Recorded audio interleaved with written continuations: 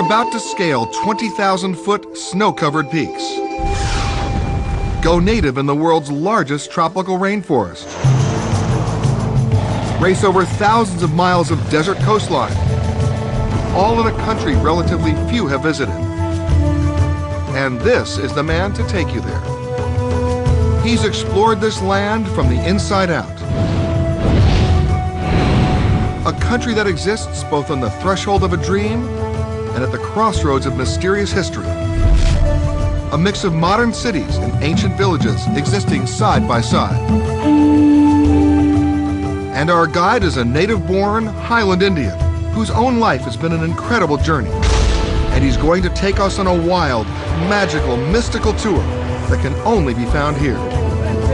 This man is going to take us by foot, boat, plane, and helicopter to places most people never get to see. Because our guide has very special credentials. His name is Alejandro Toledo, and he is the president of Peru. So don't sit back. You can't relax. Because for the next hour, we're taking you on an extraordinary adventure to Peru, the Royal Tour. The geography of Peru is unique in the world. While 70% of the country is rainforest, Peru also has nearly 2,000 miles of Pacific coastline and boasts the second highest mountain range in the world, the Andes. Almost a third of Peru's 24 million people live here in Lima. And driving past the elegant colonial buildings, this is where I begin my Peruvian adventure. I'm Peter Greenberg, Travel Channel's chief correspondent, and President Toledo has asked me to meet him at the palace.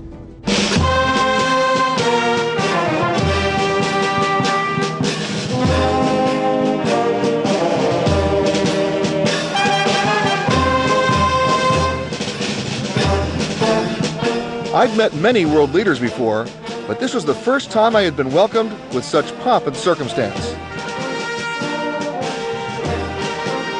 This was indeed the red carpet treatment. Quite the way to be introduced.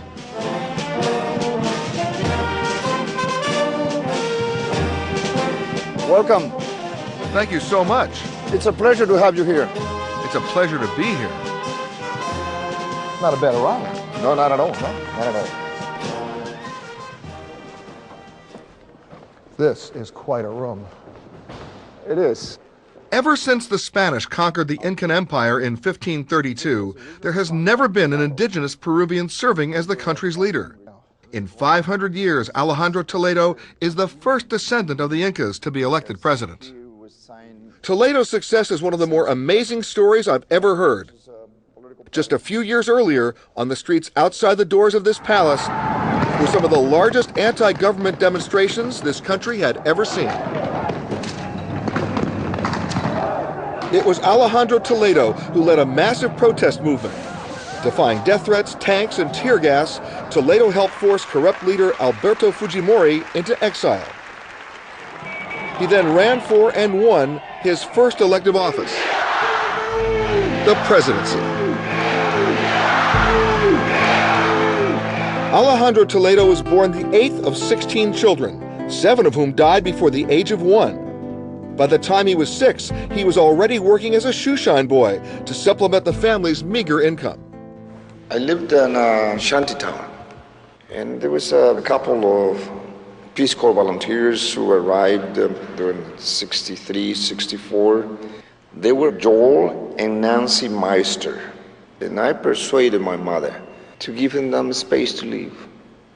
And they discovered some aspirations in this crazy kid, and they introduced me to the American education system. I got on a scholarship to go to San Francisco, and they helped me, they adopted me. Toledo was so poor that to raise money for college, he played professional soccer and performed as a street musician on San Francisco's Union Square. But he persevered and earned a PhD from Stanford, where he met his wife Eliane. He then taught at Harvard and worked at the World Bank and the United Nations. So in all of that, was there always the destiny for you to come back home? I always wanted to come back and to give the rest of my life to my country. But did you ever realize or think or hope that you would be coming back this way?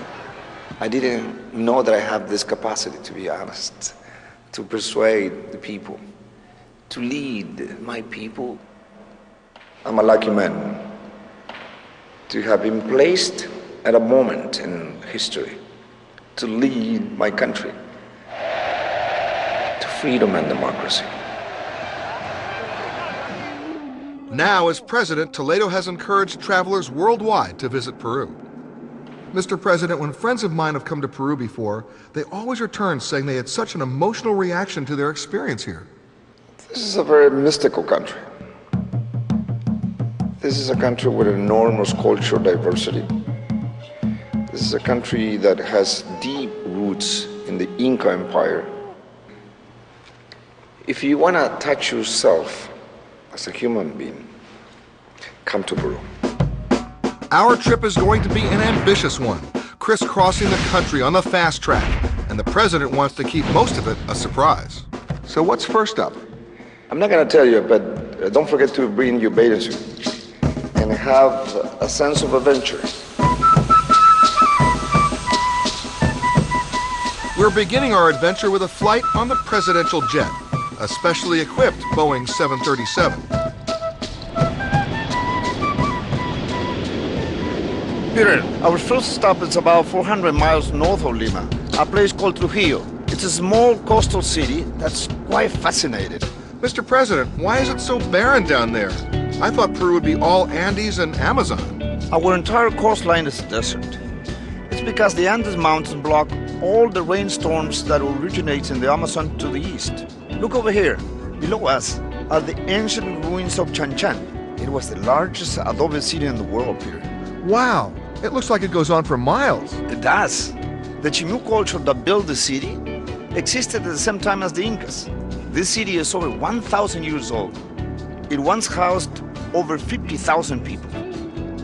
But for us today, the real excitement happens on the water. Mr. President, it's beautiful down there. Peter, this is Huanchaco, a traditional fishing village near Trujillo. Those are some strange-looking boats. They're coming in from a day of fishing. Wow, take a look at that surf. You're about to get a much closer look at it. What do you mean by that? You will see. Okay, let's go do it. It was a mob scene on the beach. Word traveled fast that the president was making an unexpected visit, and it seemed that everybody wanted to say hello.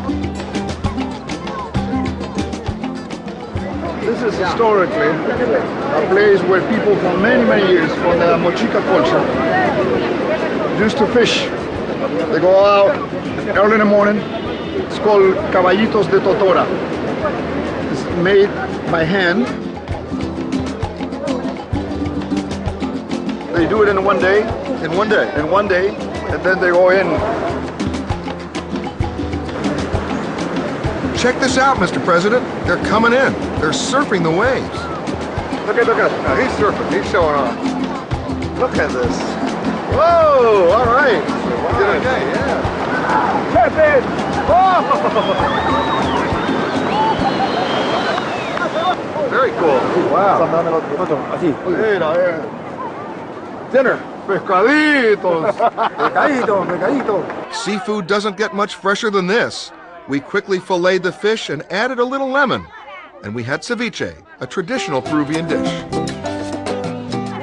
It had been quite a day.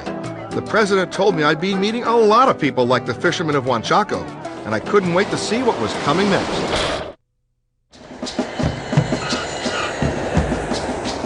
The president and I continued our tour on the eastern side of Peru, in the town of Iquitos, one of the gateways to the Amazon.